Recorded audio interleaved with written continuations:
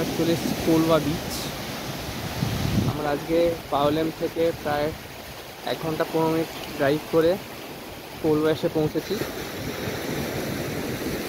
গতকাল আমরা পাওলেম থেকে গালগিবাগা বিচ দেখেছি,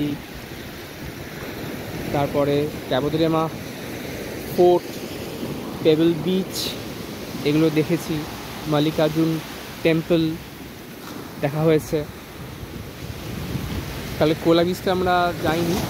কোলা বিচে একটা সাফারি করতে হতো, সেটা করে অনেক গাড়ি একটা পয়েন্ট নামিয়ে দিত, সেখান থেকে আবার একটা জিপ নিয়ে যেত বিচে, তা সেটা আমরা করতে পারিনি।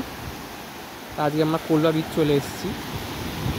আগামীকাল যাওয়ার ইচ্ছে আছে ওয়ার্কা বিচ, ক্যাভেলোসন বিচ, তারপরে মোবর বিচ, এগুলো আগামীকাল ইচ্ছে আছে। গতকাল আমরা অ্যাগন্ডা বিচও দেখেছি।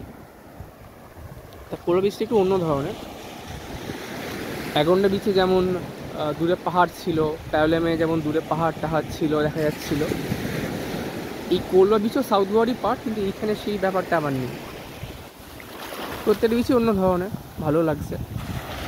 এখানে আরেকটা বিচ আছে বেনলিম বিচ, তারপরে বেটেলবেটিন বিচ, সেখানে নাকি রাত্রিরে বায়োলুমিনেসেন্স হয়, মানে সেটা দেখার জিনিস। কিছু অ্যালগে আছে সেখানে, রাতে সেগুলো জলে নীল হয়ে জলে, সেই দৃশ্য খুব বিরল দৃশ্য। দেখা যাক সেটা আমরা দেখতে পাই কি না। কিন্তু সেটা বেটেলবেটিন বিচ এখান থেকে প্রায় 1.5-2 কিলোমিটার দূরে।